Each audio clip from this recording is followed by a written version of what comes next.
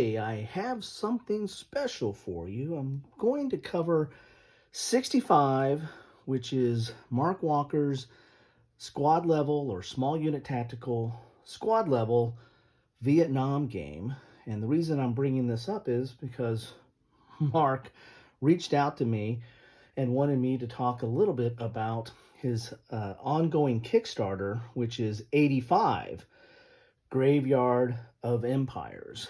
Now, that is an update of 65, and 65 was based on Night of Man, which was a uh, small unit tactical sci-fi game and a card-driven game that Mark updated and turned it into 65, which is squad level combat in the jungles of Vietnam. And now he's further taking that system and taking it to 1985, or basically the Russian or Soviet at that time, Soviet-Afghan war that went on from like 79 to 89, I believe. Long period in Afghanistan, or Russia's involvement in Afghanistan. And so it will be, again, small unit tactical, primarily probably squad level units, and again, card driven type of combat.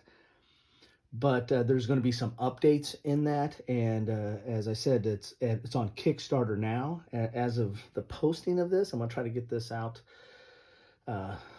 soon, and there should be less than 20 days left on the Kickstarter. So, and I'll try to put a link to it in my description. I'm going to try to do a lot of things with it. I don't really have a prototype or anything of this because it's just on Kickstarter, but Mark sent me some images and I'm going to try to cover, and also there's a trailer for the Kickstarter, and if I can get my technical skills in order, I'll try to either put a link to that or get attach that to this video.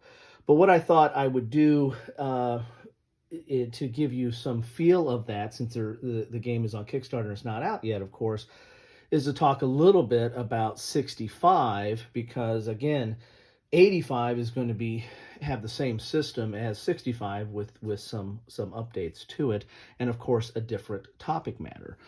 So this is my 65 box, and it's interesting that I actually I never did a video on it, but I was watching I think it might have been a Whiskey Charlie a little over a year ago, when Mark Walker was on with them and talking about his upcoming Most Fearful Sacrifice from Flying Pig Games, and they gave out a free game at that point.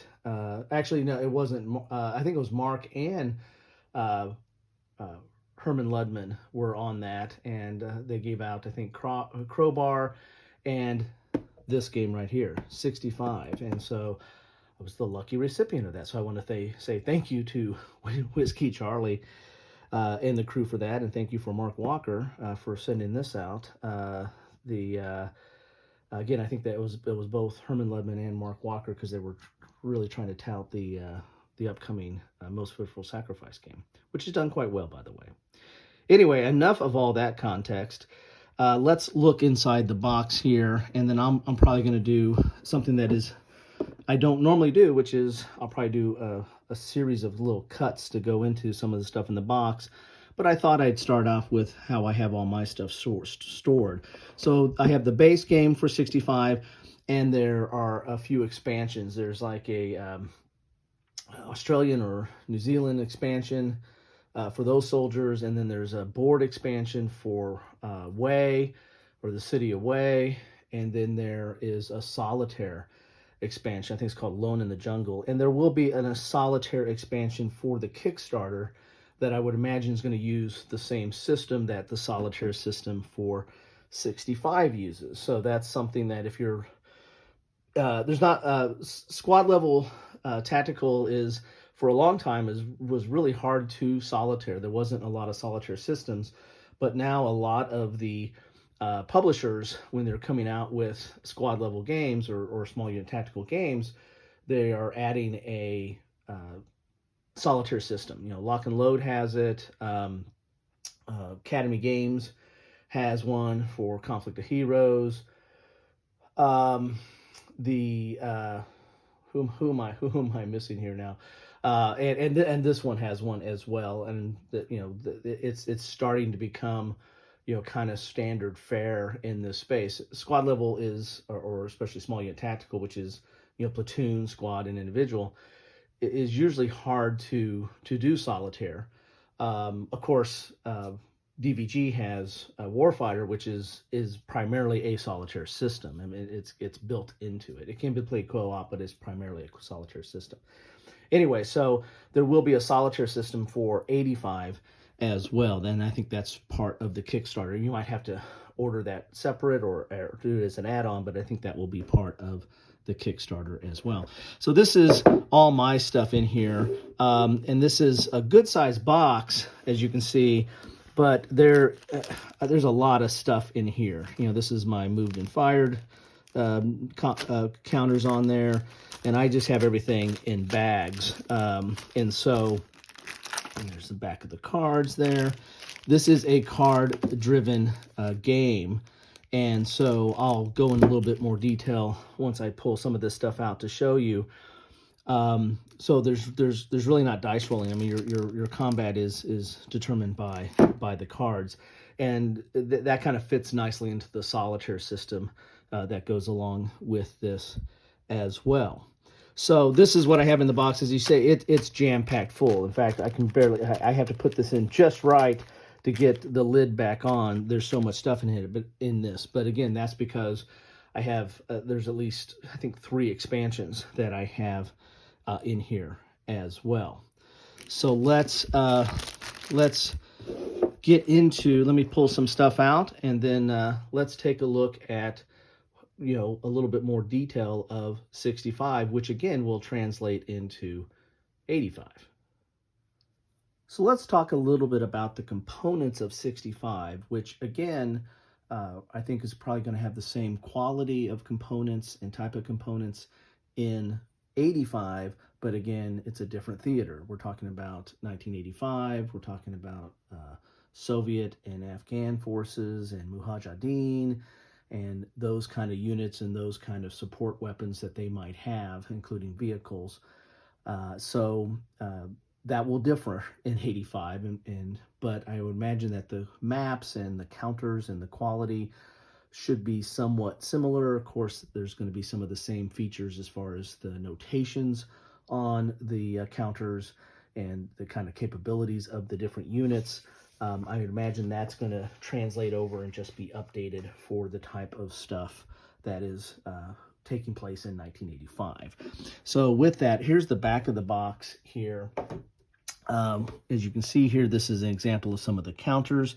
Again, for 65, some support weapons or support squads here. Here's an M60. Here's a regular a Vietnamese rifle unit. Here's a hero, and here's a regular rifle unit or squad. There's going to be heroes and squad level units and support units in 85 as well. As we can see here, this game is card-driven, using a system similar to Flying Pig's Knight of Man, adding a sense of delicious uncertainty to play. Can I advance my sappers, or does the enemy have a fire card he is just waiting to play? So again, it's card-driven, so there is some card play in this as well. Probably think back to Combat Commander and some of its elements, but again, this is a different system there. With that, here are some of the maps that you get in the base game, and then of course I said I have the Way expansion, which is a huge map, and they're mounted in that, well, they're not necessarily mounted, but they're thick. There's these really thick maps here, map sheets, really large hexes, because the counters, as you're going to see, are very large as well, but you can kind of get a chance of the art there. And with most small unit tactical games, there's somewhat of a geomorphic placement. You can place these in different configurations depending on the different scenarios there. So you get 3 maps in the base game. That's 1, and then this is 2, and then 3. But as you can see here, nice big encounters, and there's lush jungle and different types of terrain. Again, for 85, the terrain is going to be different, right? Because we're dealing with Afghanistan. There's some probably more rocky terrain, maybe more elevations, some more desolate type areas and the like that you're going to be dealing with in 85. There's also in 65 there's these overlays, so you can add some new terrain onto the board, like some huts or some buildings here. And again, that's going to be depending upon the scenario, or if you want to make your own scenarios. I would imagine that that's going to be in 85 as well, but don't know for certain on that. Also, as you can, there's going to be vehicles. Here's some of the vehicles. As you can see, these are nice, thick counters, and I imagine that the quality is probably going to be the same in 85. I don't know if there's going to be any backward capability. We are talking 20 years difference. Of course, the end of the Vietnam War and the beginning of the Soviet-Afghan War, I mean, we're talking about, 4 or 5 years there. So, maybe, don't know if there's going to be any backward compatibility on any scenarios, or if you want to make some stuff up there.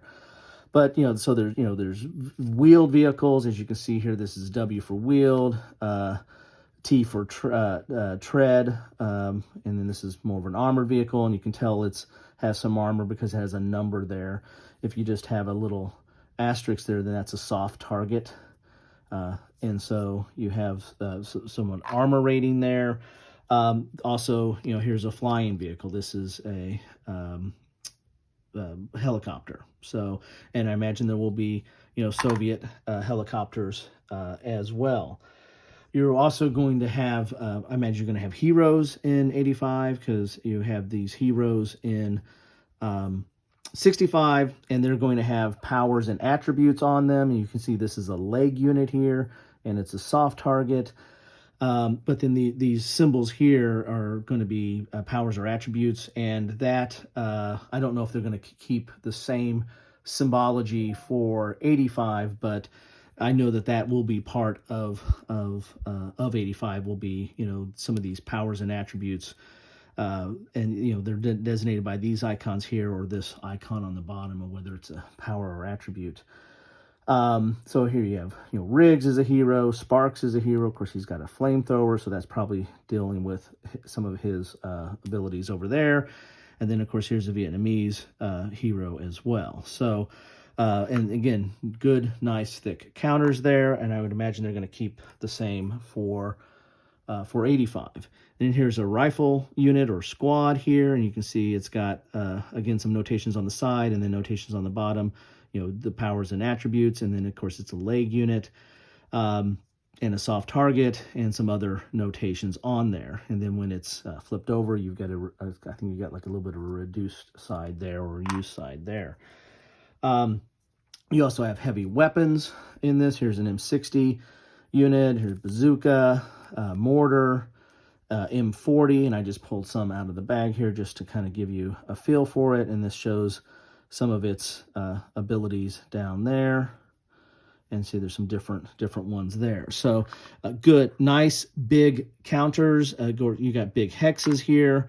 In fact, I mean, they're just big enough to put the big vehicles or the larger vehicle counters in there, but you get a sense of the size there by looking at that. Again, production value is very nice, and I imagine they're going to keep the same production value in the 85 game as well. So let's talk a little bit about gameplay. As I said, it's a card-driven game, so you're going to have a hand of 4 cards.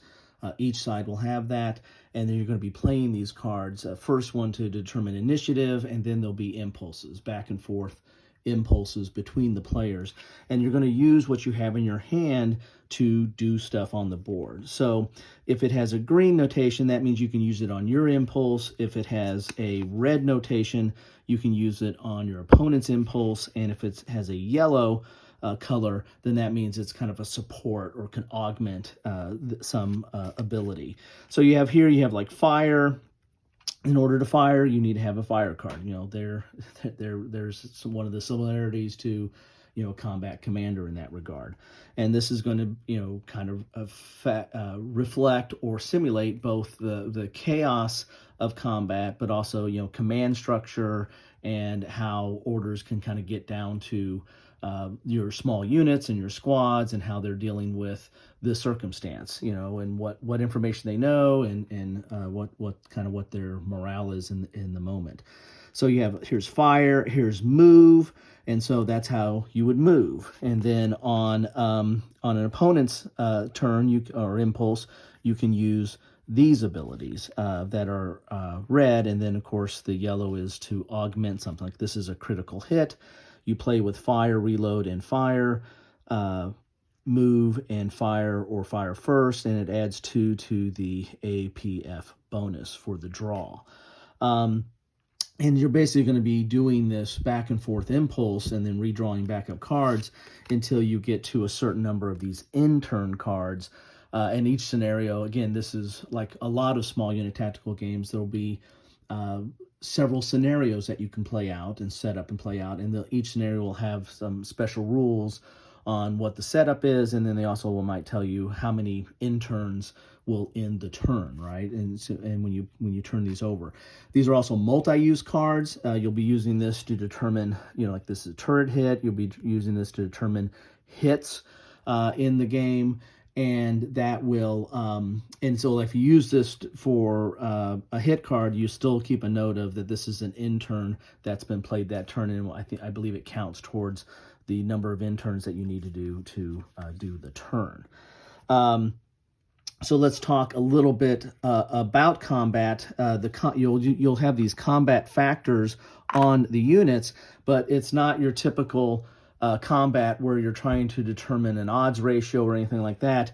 You're trying to determine how many card draws you're going to have. So you're going to look at all the different, you know, modifiers for like terrain, cover, you know, and cover is interesting. The different types of terrain do cover, but like for buildings, it's interesting here. You'll see like this one has a black dot that will give you 1 cover.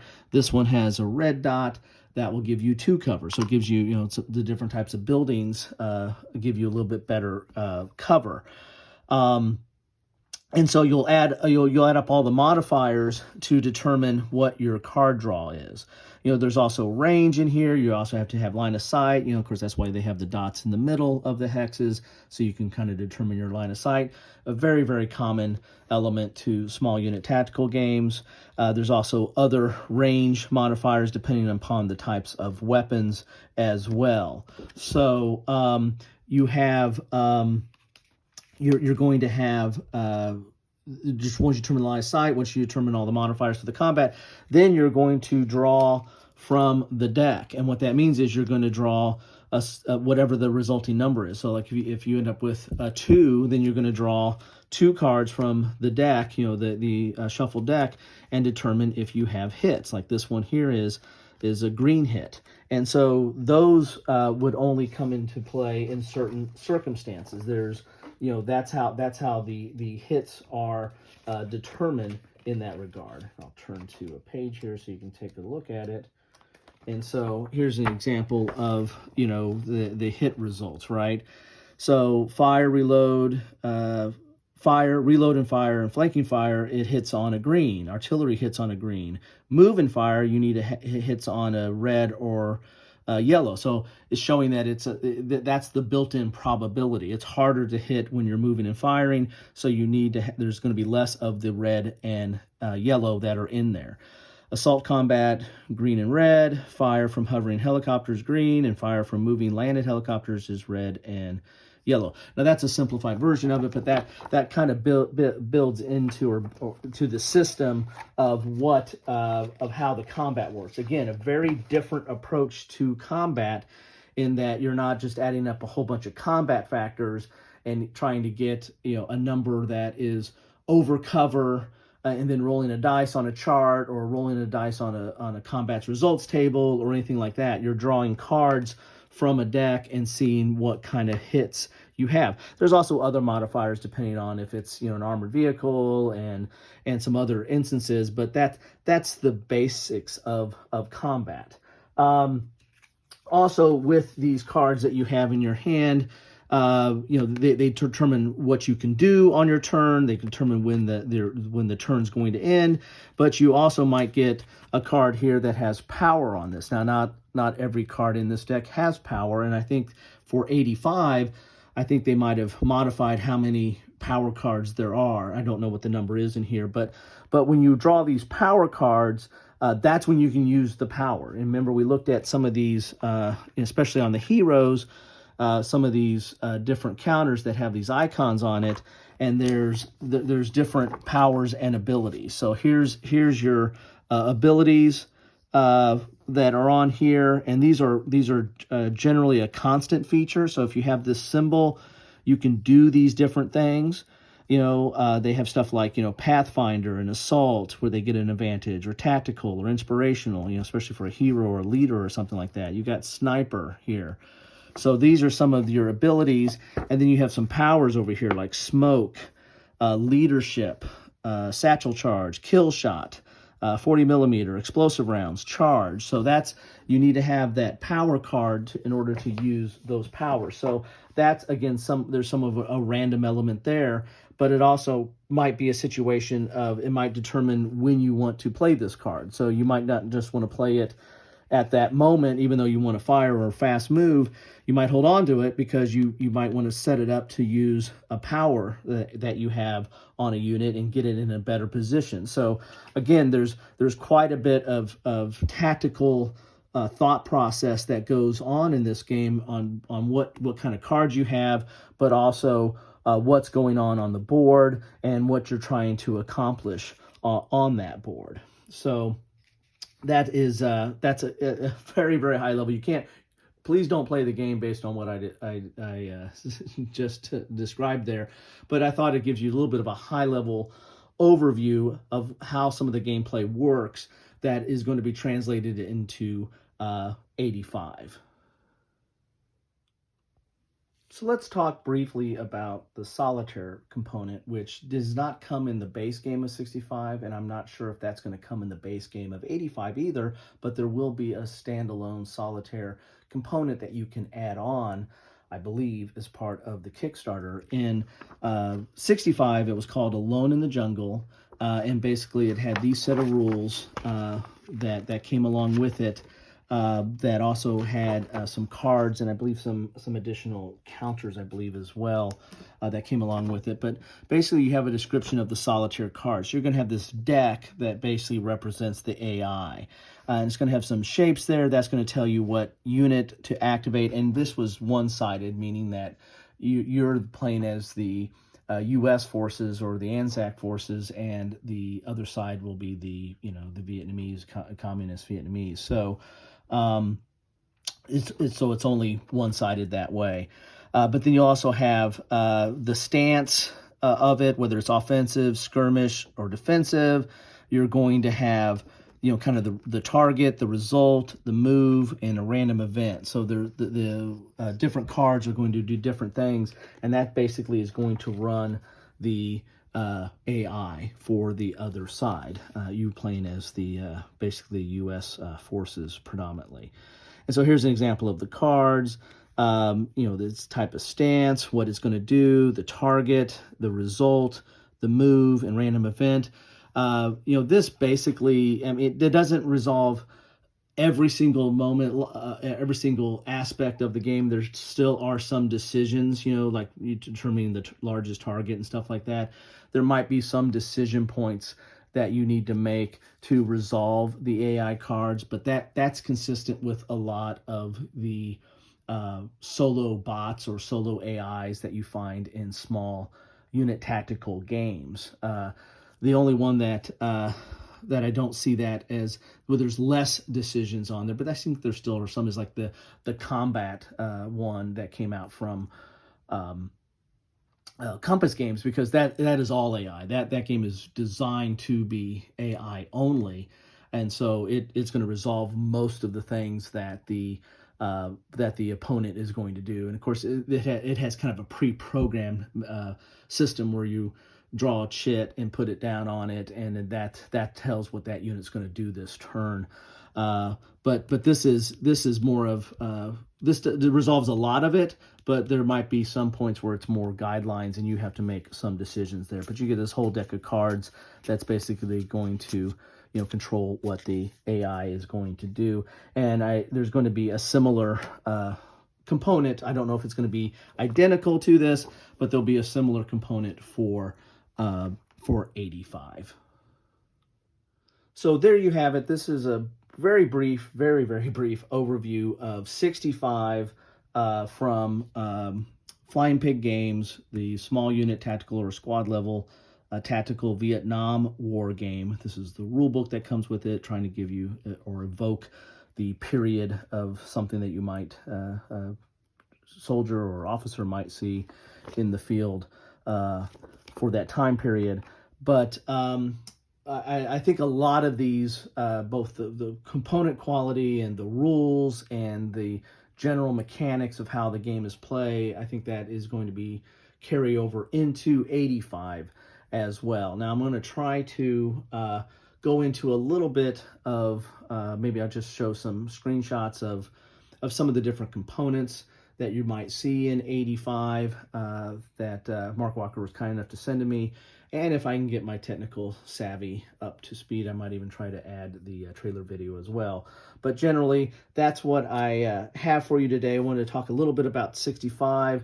This is a different system than the typical, squad leader, of course, which was kind of the, wasn't the first, but was the earlier influencer for the whole small unit tactical and squad level type of combat, especially for World War II, but it influenced a lot of iterations that came after. Of course, the highly followed and sought after and played Van Squad Leader, also the more complex version of Squad Leader as well. This is different from that. I mean, a lot of the games that are out there tend to fall closer to the Squad Leader spectrum of how they're trying to simulate combat and all the effects of a small unit tactical combat. This one, follows probably more along the lines of a combat commander, which was kind of a break from the traditional squad leader, advanced squad leader line or lineage of how to portray small unit tactical. Combat commander added more card play into the mix. It had some of the same components of you might find in squad leader, but this whole card play and how orders was done was different. This one follows more in line with that branch of small unit tactical, but yet does it in yet a different way as well. Especially the way they do combat in here is a little bit different and unique. And so in this one, with the powers and abilities and the way you use the cards, this builds a little bit more of a narrative. I think Combat Commander does as well. I mean, all these small unit tactical has a certain narrative component to it, but the squad leader line really gets more into the hardened wargamer aspect of you're trying to move and attack and accomplish something. This one with the card play and some of the things that are going on in the card play adds a little bit different feel, and there are some of these cards that have events on them as well, so that might change up stuff as well. I think there's some events on there. And I think there might be events in the in 85. I think maybe that's where I saw that. But you're getting a little bit more of a narrative space on these kind of games when you get into the ones that have a little bit more card play, because you can, right? Because you can put some of that stuff on a card and relate some of that information.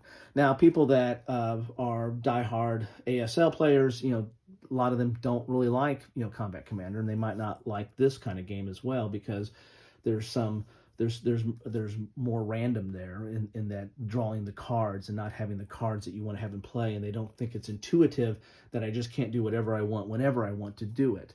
I think that's, might be a little bit too much. I mean, having the perfect knowledge of knowing where everybody's at and doing whatever you want to do whenever you want to do it, I don't know if that's really realistic as well. So again, there's kind of a medium point, right, of what is realism and what we're trying to accomplish. I think the card-based games tend to err a little bit more on the side of playability and gameplay aspect, and they might go a little bit too far into the gameplay for some of the more hardened war gamers. But on the flip side of having perfect knowledge and knowing where everybody's at and being able to do whatever you want to do and just roll dice, query whether that is really reflective of what is going on in combat in the heat of the moment. I'm not going to judge on either one of them. I like playing all those different types of games, and I like experiencing those different types of system. And I think 65 brings a different experience to the table, and I imagine 85 will as well, with probably a little bit more nuances to it, and of course a totally different theater and a different topic. So I'm always for exploring different time periods and different topics and seeing how different designers tackle that issue. So this is what you get with 65, or this is kind of an overview, but this is more of a precursor to what you might or should expect for 85 as well. Thanks for stopping by. I'll try to finish up with some comparisons or showing some of what I can of 85 if I can figure that out. But in any event, thanks for stopping by. Thanks for listening to me ramble on this. Love to know your thoughts on it. If you've played 65, love to know what you think about it. Or if this is turning you off for it, then love to know why. But also, are you interested in 85? Any comments on that would be helpful as well. Thanks all. Have a good one.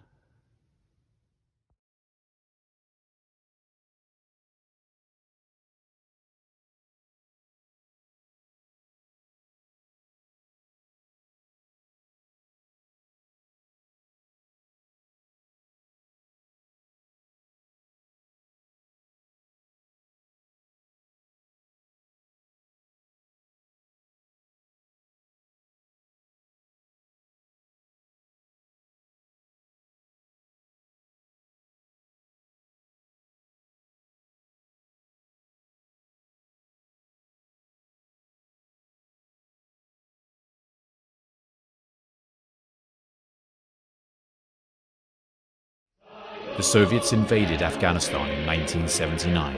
It was an incursion that would last 10 bloody years.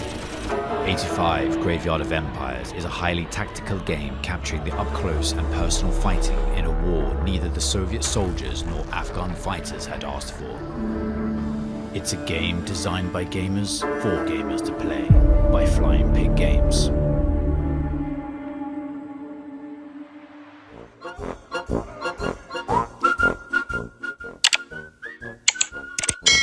Thanks for watching.